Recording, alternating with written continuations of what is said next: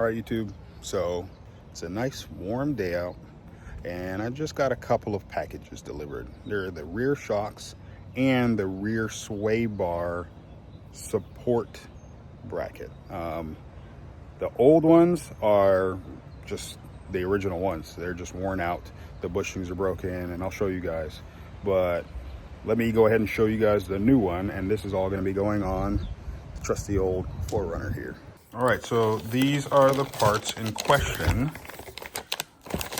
The rear sway bar support links here and here, as well as the rear shocks, the new ones that we have in. So we're going to take these out and install them. Should be fairly quick. Here you can see the old sway bar support bracket, and these bushings are hard and not doing their job.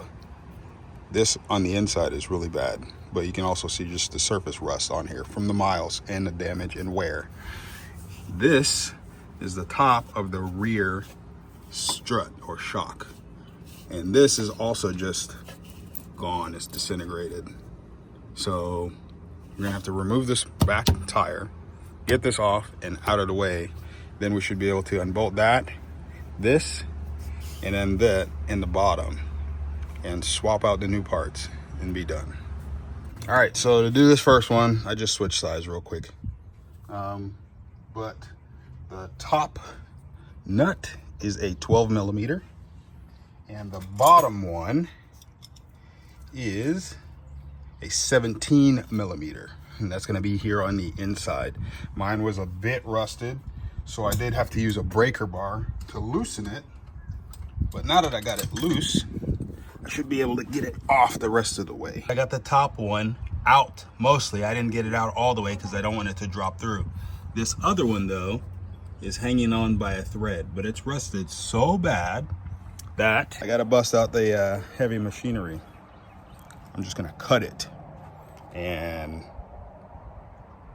hopefully I don't damage the sway bar. I shouldn't. I have enough space, but I'm gonna just cut that bolt, take out that old one, especially since it's rusted, throw on the new one.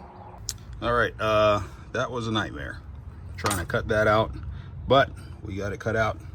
Time to put the new one on. All right, and now just reverse order with this. I'm gonna take these out. I'm gonna fish this through first and then put the other ones on top, but I can't do it with one hand. All right, that's on there. Now just have to get this other piece. And now this old grease here is from the old one. This new one is nice and stiff.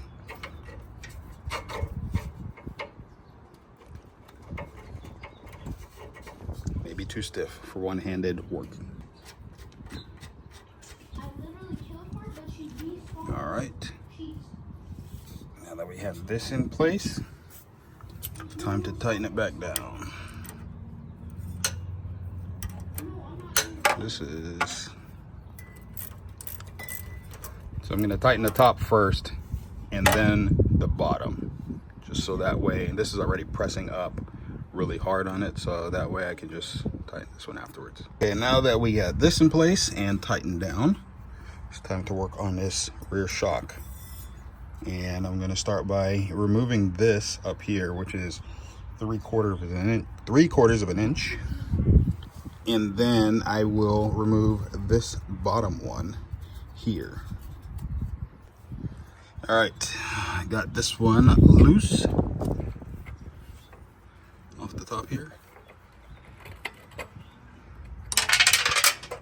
And it fell to the ground somewhere, that's fine. Now these will come off. And I got this one loose, which is a 17 millimeter. It was a little rusted on there, trying to get it off with the impact, so I used a breaker bar.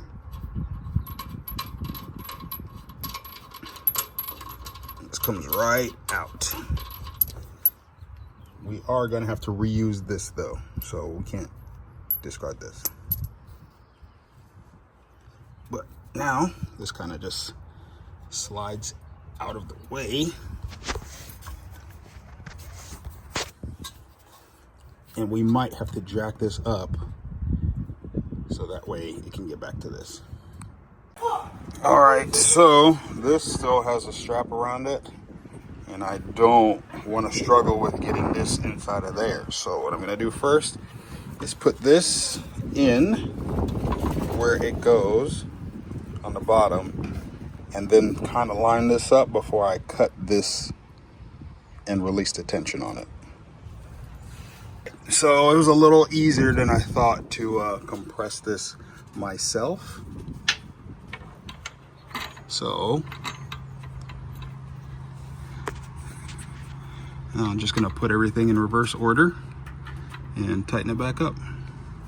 All right, and there we go. New support for the sway bar and new shock absorber for the rear. These are toast, so they also need to be replaced, but that's for later video. Now I just got to do the other side.